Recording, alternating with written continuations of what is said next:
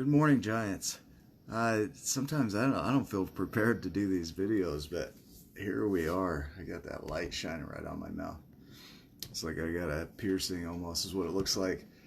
Uh, Interesting conversation yesterday. I had a conversation with a guy who is a prison guard out at the Utah State Prison, and he's been there about 15 years, and he helps with drug rehab.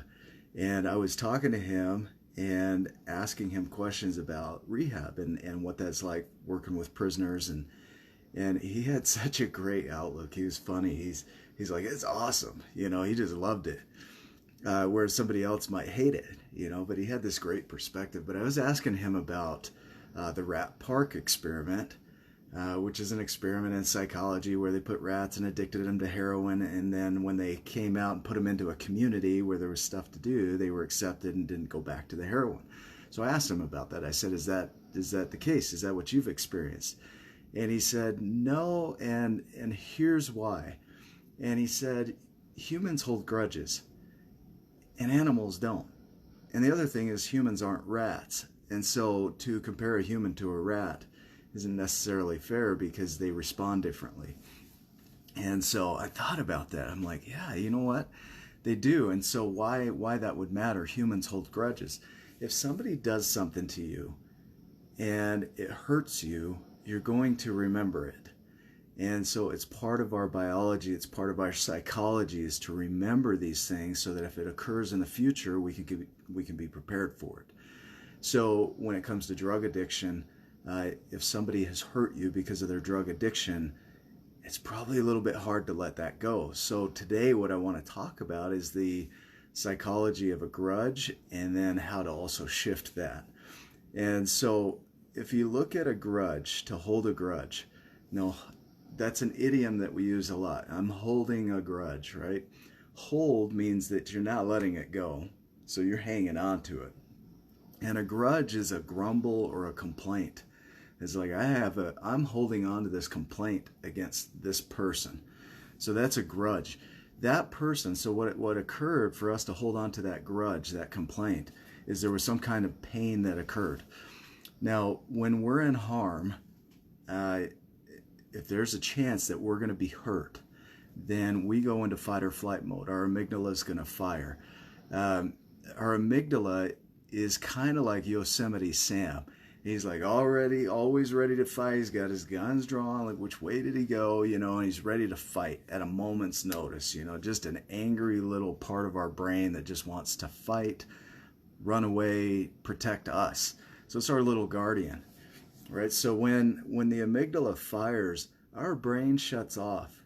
And so if you're fired up and you feel like you're in harm's way, and being around a certain person is going to cause harm to your family, you're going to go into survival mode. And so that's what occurs. A grudge is remembering, it's storing that information in the hippocampus so that you can draw from that amygdala. When it fires, it just says, look, this person did this to us, and you need to be prepared because the last time we were around this person, this occurred, and we don't want that to happen to us again. And so your brain hangs on to it. And so that's why we say we hold a grudge, is because we just hang on to that information so that if it were to occur again, we're prepared for it, because maybe the last time it occurred, we weren't prepared. When there's betrayal, when there's a loss, or somebody is not what they appeared to be, we're in a relationship or we have a friend and we trust them and we give them all this stuff and they do something that betrays that trust. They end up, in our perception, being something other than what they represented. Then all of the information that ties to that person all the way back to the beginning gets questioned. So anything dealing with them, we start to wonder if it was real, and we start to discount it in a way. And so we hang on to all of that information. We go back into our brain and we rewrite it. And it's as though it never happened any other way but the way that we now remember it. And so it's interesting. The biology of a grudge is that it's a stressful thing. It causes the body to respond just like it would if it were facing a bear. And so you're hyped up on cortisol and adrenaline. And over time, that can be really damaging to the body to hold on to a grudge.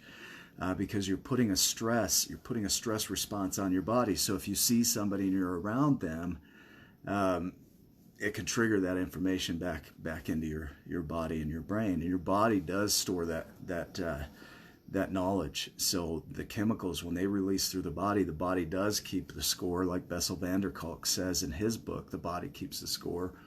That's trauma. It's designed to help us remember when something's intense. Our emotions are heightened, and our adrenals are going, and it's all designed to help us, one, remember, and then also be prepared to fight, run away, fawn, faint, whatever will help us survive that situation. And so it's interesting, like when you have a grudge with somebody and you see them again, those emotions spike and your brain shuts off. And it does. And the goal is to get that brain back so that you can get back into life and move on. Because if you're hanging on to it, if you're holding on to it, it's hard to move forward. And so there's a lot of reasons that we can hold grudges. You know, I just went through a divorce this last year. That really sucks. You know, nobody. I don't know anybody that wants to go through that. Maybe you did want to go through that if you had a divorce. Maybe that was the best thing for you. I didn't enjoy it particularly. It wasn't awesome at all. And I get triggered by my ex. If I have a conversation or see her, I get flooded. I'm like, man, there's this emotion that just reminds me of all this stuff. And I had my stuff too. Don't let me say it's her. Like, you know, I have my stuff and she probably feels the same way around me. So the reason that we have that is so that we can learn from it. You know, if we have a grudge and we hold on to it and we don't really look at it for what it is, then we don't learn from it.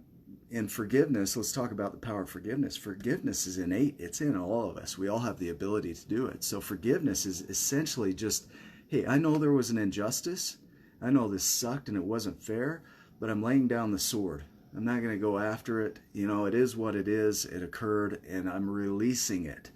So forgiveness is releasing. Holding a grudge is holding on to it. And so what we need to do is to get our brain back is that we can learn from that. Like, we're not going to have that happen again. Oh, hey, I was an idiot. Go ahead and do it again. It's awesome.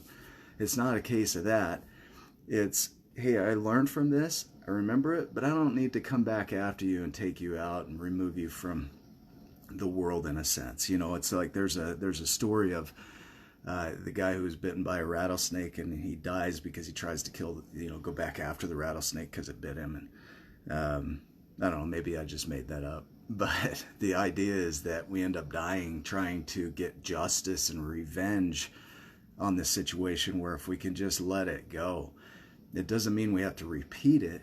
It just means we let it go. And so the big difference between a grudge and forgiveness is the grudge, we're hanging on to it and we're not letting go of the emotion of it.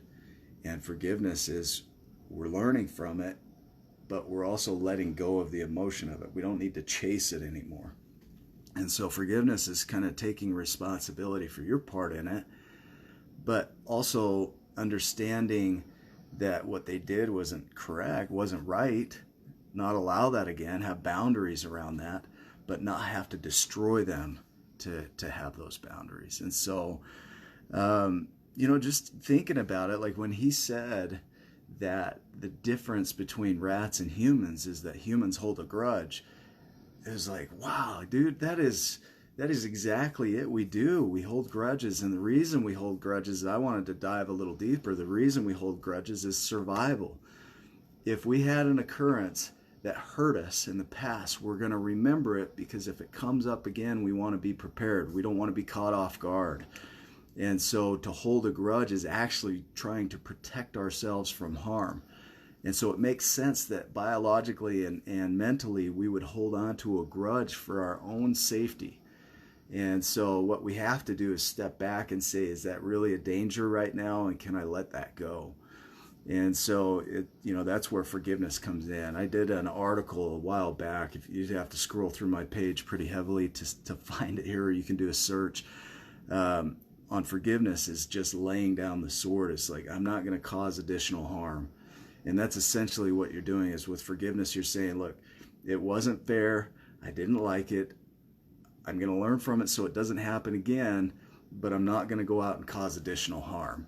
And that's all it is. It doesn't mean you have to let go. It doesn't mean you have to forget what occurred, because you do want to learn from it, but it just means you're not going back after it. And so just an interesting thought this morning.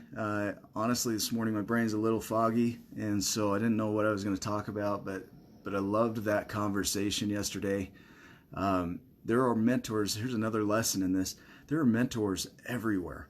If you're willing to dive into a person's world and ask them questions, you can learn a lot of things. Here's a prison guard that taught me about grudges, and in a sense, the psychology of a grudge and drug abuse.